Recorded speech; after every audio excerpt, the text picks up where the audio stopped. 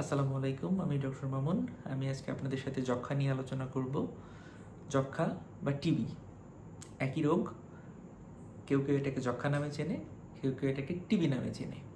মূলত Mycobacterium tuberculosis নামে একটা ব্যাকটেরিয়া দিয়ে এই রোগটা হয়, যার কারণে এটাকে টিবি নামেও অনেকে বলে থাকে। এটা মূলত বাতাসের মাধ্যমে ছড়ায়, অর্থাৎ বায়ুবাহিত একটা রোগ। কিভাবে ছড়ায়? কোনো একটা আক্রান্ত রোগী যদি হাঁচি কাশি দেয়, তাহলে তার পার্শ্ববর্তী মানুষের কাছে বাতাসের মাধ্যমে এই জীবাণু চলে যেতে পারে। ইনহেলেশন অর্থাৎ প্রশ্বাসের মাধ্যমে, শ্বাস গ্রহণের মাধ্যমে একটা সুস্থ মানুষের শরীরে এই জীবাণু প্রবেশ করতে পারে। যক্ষ্মা কোথায় হয়? মূলত আমাদের শরীরে প্রধানত যক্ষ্মা ফুসফুসে হয়, তবে ফুসফুসের বাইরে সে কিছু অঙ্গ প্রত্যঙ্গে হতে পারে, আমি সেটা বলবো পরে।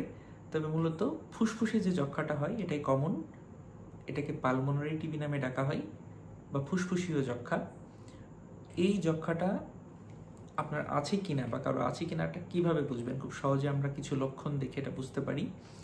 মূলত যদি 3 সপ্তাহের বেশি এক নাগাড়ে কাশি থাকে, অথবা এই একই সময়ে অর্থাৎ 3 সপ্তাহের বেশি যদি আপনার লো গ্রেড ফিভার থাকে, অর্থাৎ হালকা হালকা জ্বর থাকে, সেই একই সাথে যদি আপনার ওজন কমে যেতে থাকে, শরীর অনেক দুর্বল লাগবে, এই সময় মুখে রুচি থাকবে না এবং খুব বেশি শারীরিক দুর্বলতা অনুভব হবে, এই লক্ষণগুলো যদি থাকে তাহলে দেরি না করে নিকটবর্তী হাসপাতালে যেয়ে যক্ষ্মা পরীক্ষা করানো দরকার এবং ডাক্তারের পরামর্শ অনুযায়ী আপনার যে চিকিৎসা সেটা ফলো করা দরকার।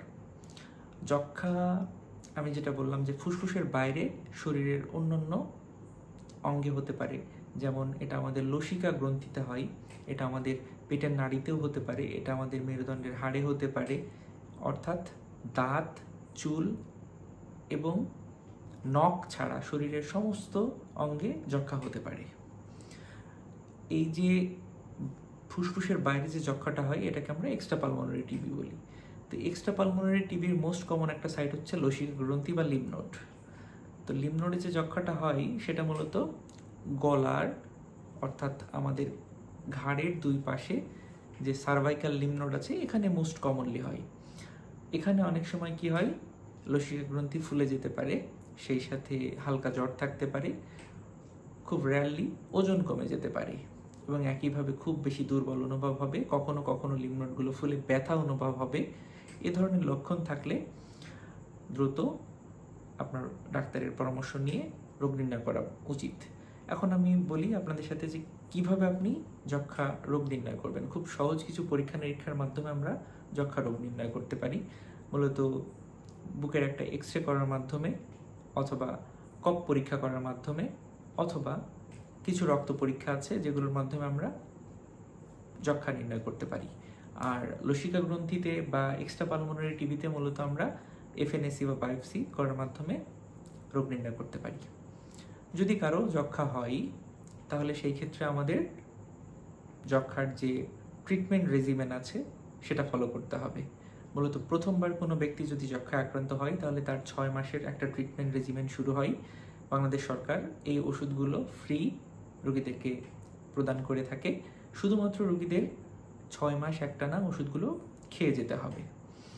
যদি কোনো রোগী অনিয়মিতভাবে ওষুধ সেবন করে তাহলে তাদের ক্ষেত্রে এমডিআর টিবি অর্থাৎ multi drug resistant TB develop করতে পারে, যেটা আরও বেশি অনেক খারাপ।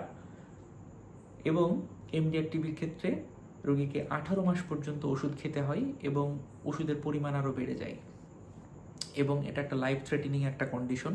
এক্ষেত্রে আমি বলবো আপনারা নিয়মিত ওষুধ খাবেন।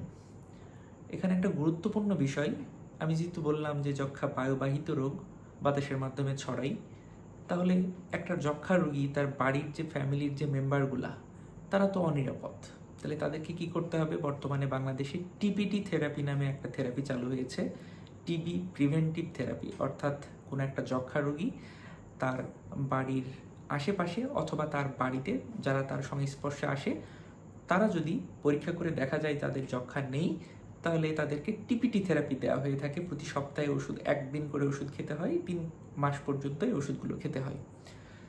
এভাবে আমরা যক্ষ্মা প্রতিরোধ করতে পারি। তাহলে আমরা সবাই এই তথ্যগুলো মনে রাখবো আমাদের দৈনন্দিন জীবনে এগুলো উপলব্ধি করার চেষ্টা করব এবং সামগ্রিকভাবে আমরা সবাই মিলে যক্ষ্মা প্রতিরোধ করার চেষ্টা করব। সবাইকে ধন্যবাদ। আসসালামু আলাইকুম।